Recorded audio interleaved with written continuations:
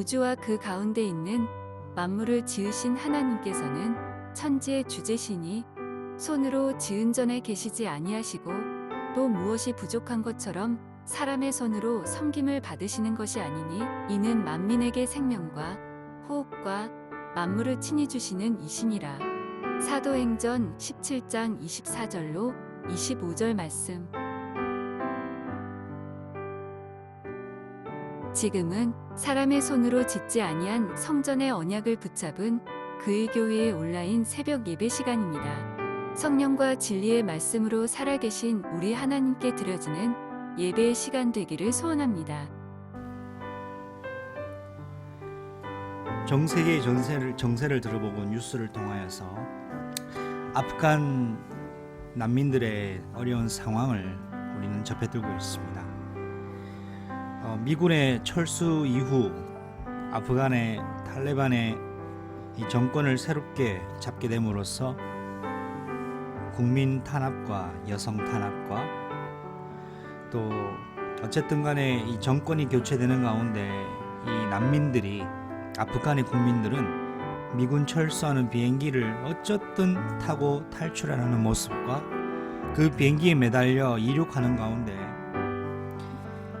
그 비행기에 매달려서 끝내 이 비행기에서 이탈하게 되는 사람들의 모습 볼 때 우리의 가슴들을 먹먹하게만 하는 것 같습니다. 이 난민 사태를 지금 어떻게 해결할 것인가?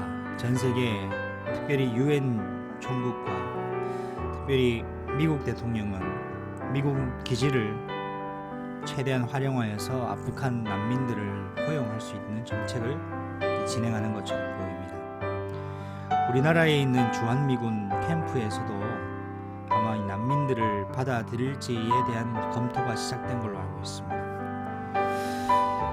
아프간 난민들이 이런 어려움, 이런 위기, 이런 재앙을 겪을 수밖에 없는 이유가 무엇일까요? 난민들을 어떻게 받아들일 것인가, 받아들이지 않을 것인가를 논의하기 이전에 이러한 아프간 난민들의 어려움을 겪을 수밖에 없는 원인은 바로 잘못된 지도자, 틀린 지도자와 정권이 이 아프간 국민들을 난민으로 전락하게 했다는 사실입니다. 어쨌든 그곳에서 벗어나고 싶고 그 폭동과 그 폭정에 벗어나고 싶어하는 아프간의 국민들은 그들의 법 아래에 있는 지금 상황으로서는 어떻게 할 수 있는 어떤 여건도 상황도 되지 않는 것을 우리는 확인하며 또한 안타까움을 금치 못할 것 같습니다. 죄와 사망의 법 아래에 있는 모든 인생들은 사단의 주권 아래에 있는 모든 인생들은 아프간 난민과 같이 탈레반 정권 아래에 있는 탈레반 정권에 있는 이런 아프간 국민같이 영적인 난민으로 이미 전락해 있다는 것을 우리는 기억해야 됩니다. 왜 이들이 이러한 어려움을 극복할 수 없고 이걸 겪어야 하느냐? 이 잘못된 국가, 잘못된 지도자, 잘못된 이 정책이, 그의 사상들이, 이념이 국민을 아프게 하고 있다는 사실입니다. 이처럼 죄와 사단에게 잡혀있는 모든 인간은 어쩌면 이 땅에서의 영적인 난민인지도 모르겠습니다. 이 난민으로부터 벗어나고자 노력하고 애쓰고 또 방법을 찾지만 쉽지만은 않습니다. 다른 나라의 법과 다른 나라의 국가의 영토와 다른 나라의 영적 보호가 있기 위하여서는 합법적인 법이 필요한 것이죠. 우리 영적인 난민으로부터 벗어날 수 있는 방법은 바로 생명의 성령의 법 아래로 통치받는 주권을 이행하는 것이요, 우리의 국적이 바뀌어지는 것이요, 우리의 영적 주소가 사망에서 생명으로 옮기는 것밖에는 없습니다. 어떻게 옮겨집니까? 인간의 영적인 난민 상황, 인간의 영적인 난민 상태를 극복할 수 있는 것은 첫 번째, 죄를 없애는 능력이 있는 자만이 가능하다는 사실입니다. 그러나 그 어떤 존재도 죄를 무너뜨릴 수는 없었습니다. 두 번째, 이 죄가 무너뜨려짐과 동시에 영원히 주장하지 못하는 합법적인 살아있는 영적인 권세와 권력을 가진 자만이 죄를 무력하게 만들 수 있습니다. 세 번째는 언제든지 죄에 노출되고 넘어진다 할지라도 이 죄로부터 온전히 다시금 무너지지 않을 수 있는 회복의 길을 가진 능력 있는 자만이 이 죄와 사망의 법에서부터 자유케 할 수 있는 능력자인 것입니다. 이분이 누굽니까? 바로 예수 그리스도입니다. 오늘 저와 여러분의 인생에 예수 그리스도가 죄를 무너뜨리시고 이 죄가 다시 여러분을 엄습하지 못하도록 생명의 성령의 법으로 여러분을 지키시고 보호하시며 부활의 능력으로 그리스도가 왕으로서 통치하시는 하나님의 나라로서 우리가 죄에 노출되고 넘어진다고 할지라도 유혹에 넘어진다 할지라도 하나님의 능력이신 그리스도로 말미암아 회복해 되는 이 비밀을 오늘도 누릴 수 있어야 되겠습니다. 이번 주간에 우리가 영적인 무지인 결과라는 강단 말씀을 받았지요. 이스라엘 백성은 금송아지를 만들고 경배하고 숭배하였습니다.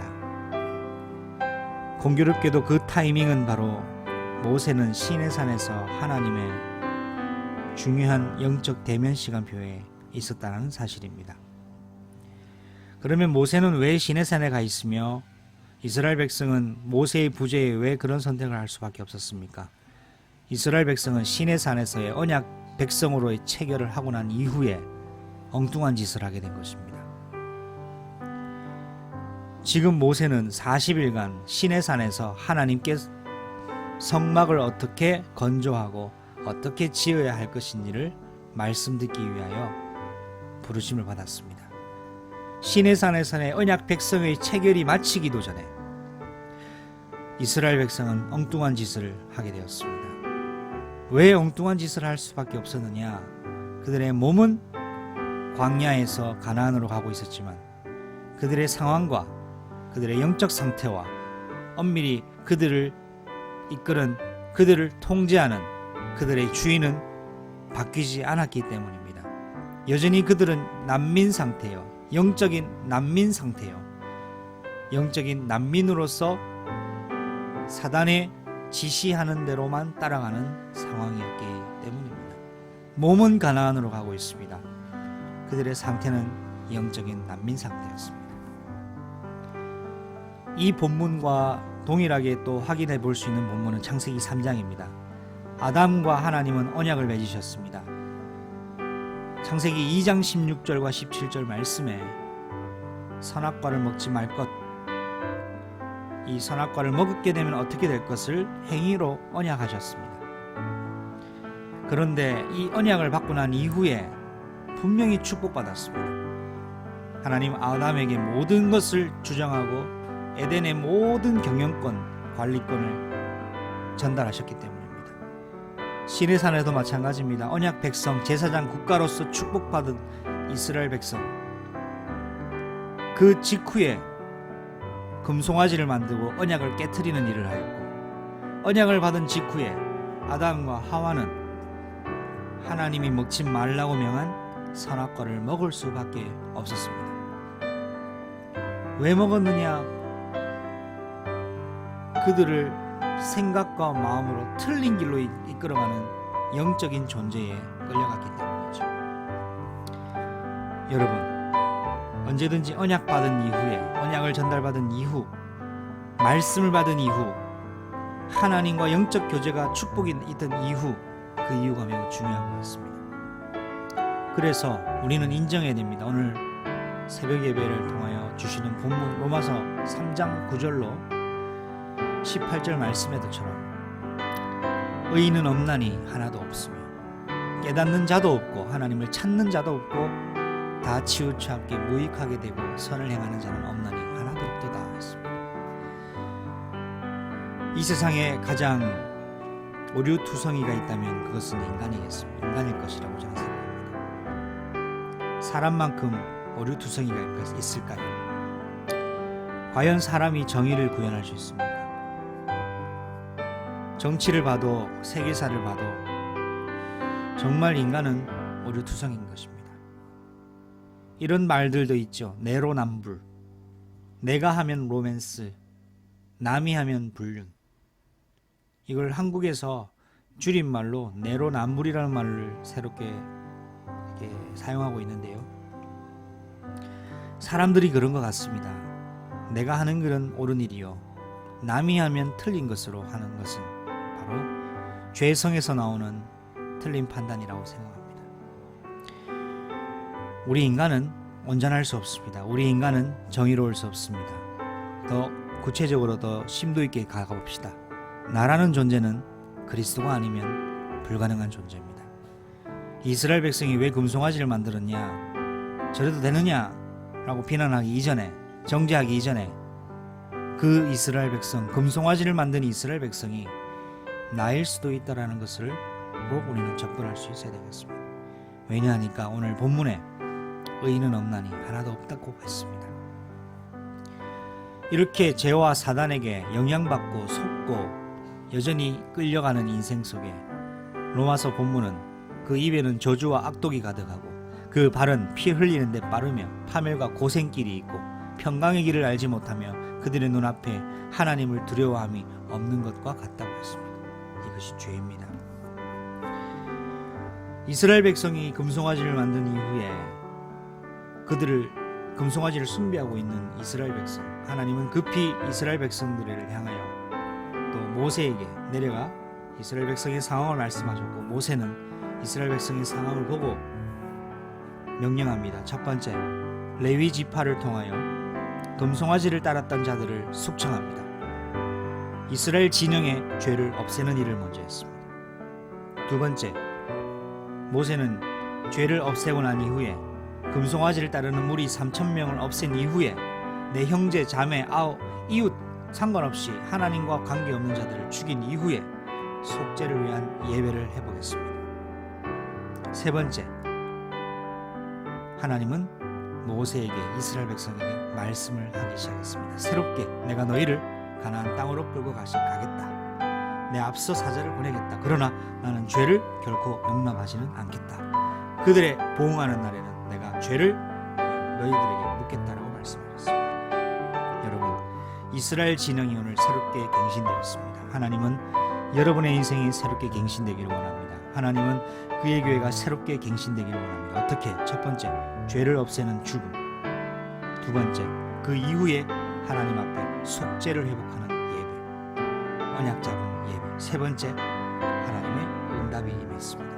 오늘 여러분의 삶에 여러분을 하나님과의 관계를 야곱야곱 무너뜨리는 이 죄의 속삭임을, 죄와 관련 연결되어 있는 모든 통로를 죽여버리고 차단해버리는 시작이 되시길 바랍니다. 그 이후에 두 번째, 속죄를 위한 하나님과 영적 관계 예배 회복을 새롭게 시도하십시오. 세 번째, 그 이후에 하나님은 새로운 힘과 응답과 역사로 여러분과 함께 인도하실 것입니다. 아가서 2장 15절에 우리를 위하여 여우 곧 포도원을 허는 작은 여우를 잡으라. 우리의 포도원에 꽃이 피었습니다. 솔로몬은 아가서를 통하여 포도원을, 아름다운 포도원을 허무는 작은 여우를 이야기합니다. 그것은 죄와 사단입니다. 여러분의 포도원을, 인생의 포도원을 허는 작은 여우를 오늘 잡아버리는 날이 되시기 바랍니다. 말씀을 읽겠습니다. 이스라엘의 역사는 반역의 역사입니다. 언약 책 백성으로 체결했는데도 반역합니다. 왜 그럴 수밖에 없느냐? 그들의 몸은 가나안을 향하고 있지만 마음과 생각은 여전히 틀린 주인의 영향을 받고 있었기 때문입니다. 오늘 저와 여러분에게, 오늘 여러분의 인생을 이끌어가는 틀린 주인이 있다면 오늘 그 금송아지를 예수 이름으로 박살내는 날이 되십시다. 그리스도 예수 이름으로 금송아지를 깨트리고 금송아지를 따라갔던 나의 모습을 십자가에 못 박아야 되겠습니다. 그리고 십자가에 못 박은 이후에 하나님과의 영적 예배를 새롭게 회복하시고 매일 예배를 통하여 매일 말씀을 통하여 말씀 묵상을 통하여 영적으로 쇄신하시기 바랍니다. 그러면 하나님은 여러분에게 새로운 능력과 힘과 인도하심으로 응답하실 것입니다. 기도합니다. 하나님, 인간의 영적인 난민 상태를 보게 됩니다. 죄와 사단의 권세로 말미암아 그럴 수밖에 없는 우리 인간은 그리스도가 필요함을 고백합니다. 오늘 이스라엘 회중에 금송아지를 따랐던 자들은 죽임을 받았고 그 이후에야 하나님께 속죄 예배를 드리고 하나님은 응답하셨습니다. 우리의 삶 속에 십자가 능력인 그리스도 예수의 이름으로 죄의 통로를 차단시키며 속죄의 능력을 예수 그리스도의 회복의 언약으로 오늘도 제단 쌓는 날 되게 하시고 하나님의 응답 누리는 하나님의 영에 감동된 인생으로 축복하여 주옵소서. 지금은 만왕의 왕이 되시며 만주의 주가 되신 우리 주 예수 그리스도의 은혜와 하나님의 크고 놀라우신 영원한 사랑하심과 성령 하나님의 내주인도 교통하시며 오늘 언약 잡은 그리스도의 제사장으로 현장의 포도원의 아름다운 포도원의 것을 허무는 작은 여우인 죄와 사단 권세를 무너뜨리고 오늘도 증인으로 서기 원하는 자들만을 위해 지금부터 영원토록 항상 함께 계실지. 아멘. 주 예수 오시옵소서. 그의 교회 새벽 강단을 통해 오늘의 광야 현장에서의 이정표가 되는 말씀을 받았습니다. 받은 말씀을 지금 여러분의 인생 여정과 현장에 적용하는 묵상과 기도로 성령 하나님과 소통하는 깊은 개인 기도의 시간을 가지시길 바랍니다.